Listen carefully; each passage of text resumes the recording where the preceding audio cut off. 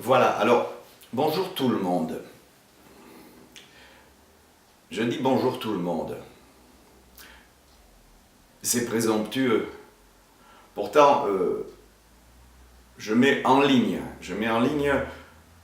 un, un ouvrage dans lequel je vais exprimer, au fond, davantage des opinions et des sentiments que des connaissances de type purement scolaire, ou du moins à partir du bagage que je peux me trimballer depuis les espaces de type purement scolaire, j'ai voulu réaliser un objet qui soit susceptible de faire débattre, de faire discuter des grandes questions de psychologie politique sur un mode qui concerne la psychiatrie, qui concerne la logique, qui interroge la logique et la psychiatrie. Qu'est-ce que la paranoïa? Qu'est-ce que le complotisme?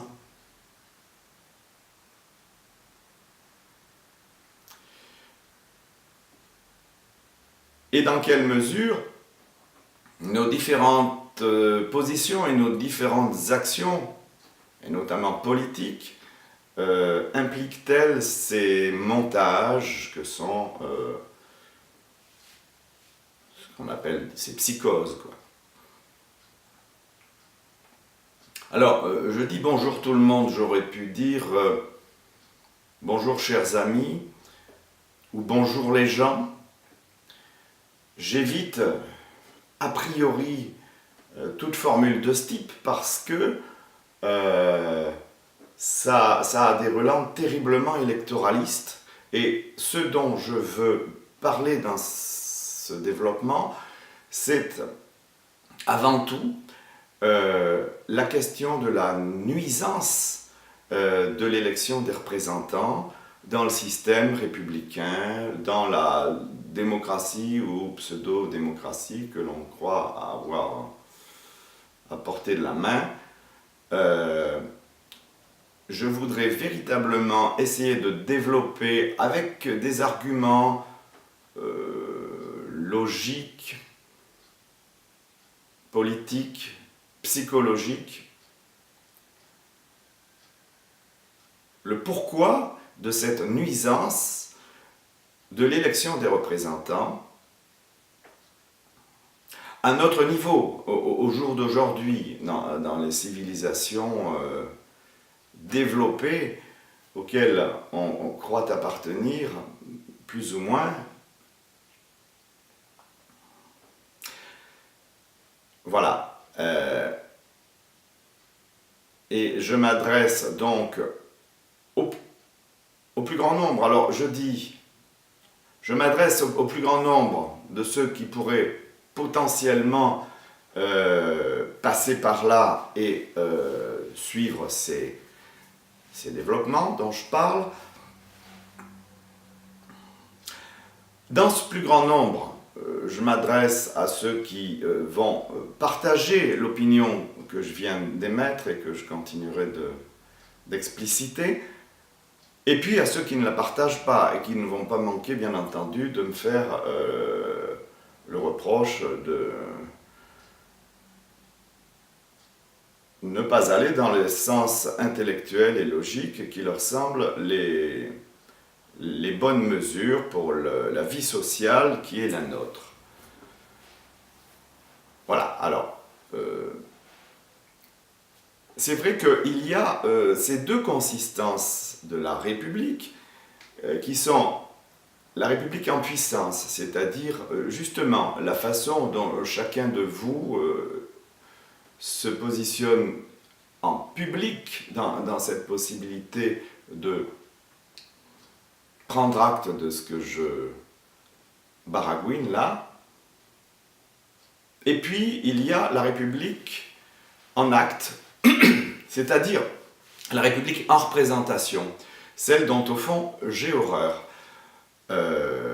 J'ai effectivement horreur de la représentation et pourtant je me mets là en représentation pour développer ce qui va être une critique paranoïaque du système de la représentation. Qui est le système paranoïaque, hein? On peut aller vite. C'est de cela qu'il s'agira. La représentation, c'est la paranoïa. La paranoïa, c'est un délire de représentation.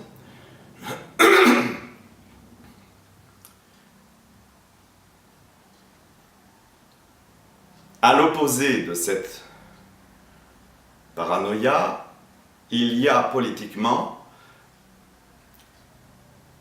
des méthodes, une méthode ou des méthodes pour se défendre des nuisances de ce système qui sont la démocratie. Qui sont la démocratie, en d'autres termes, la schizophrénie. Parce que là aussi, je vais développer une pensée sérieuse, argumentée, tendant à dire que le système général des affects et des pensées démocratiques n'est autre que ce qu'on a appelé en psychiatrie celui de la schizophrénie. Voilà, pour poser des cadres extrêmement grossiers. Méthode paranoïaque critique. Alors, c'est donc dans une humeur maussade, ou en tout cas dans un agacement déjà très ancien, que j'exprime ces idées. D'un autre côté, c'est aussi dans un état d'enthousiasme, si on veut le nommer comme ça, pourquoi pas, en tout cas d'espoir assez,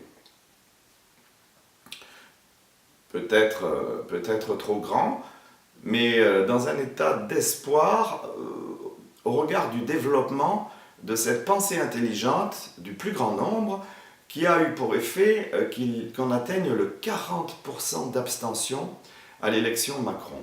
Ce qui m'a semblé véritablement l'expression de l'intelligence du plus grand nombre. Il y a des contextes politico-historiques où, au fond, les masses que l'on a toujours considérées comme débiles et dangereuses sont porteuses d'éléments de jugement qui vont beaucoup plus vite et beaucoup plus loin que tout ce que la pensée positive et scolaire a bien voulu nous mettre à disposition à ce jour. Voilà, bon, quelques thèmes comme ça, tout à fait en vrac, d'une introduction qui en fait ne devrait, je pense, pas comporter de contenu. J'en ai fait plusieurs des introductions, ça permettra de préciser les choses.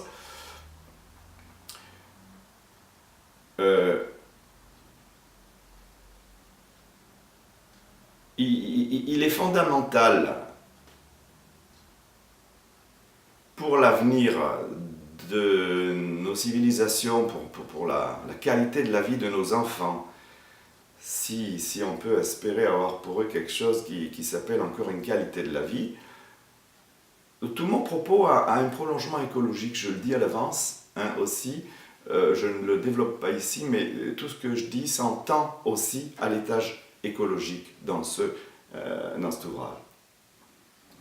Donc il est fondamental de renoncer à l'élection des représentants qui était probablement une possibilité d'action collective inouïe dans les situations historiques de révolution et qui a été nécessaire pour renverser les grandes monarchies, surtout les grandes dictatures. Mais passer cette étape d'une révolution sociale, passé cette étape historique d'une révolution, les institutions de ces républiques qui posent problème, particulièrement dans nos systèmes riches, on va dire, si tant est qu'on puisse se prévaloir d'appartenir à des républiques riches. Une chose est sûre, c'est qu'une fois atteint un certain niveau de développement de la liberté individuelle, de la possibilité d'expression partiellement libre, à ce moment-là, l'élection des représentants devient la nuisance première de la vie de société à laquelle on appartient. Je remercie donc les 40% d'abstentionnistes des dernières élections et je les encourage à poursuivre leur chemin, mais surtout à argumenter aussi, chacun pour sa peau, argumenter l'utilité fondamentale, politique, morale, esthétique de cette attitude. Voilà.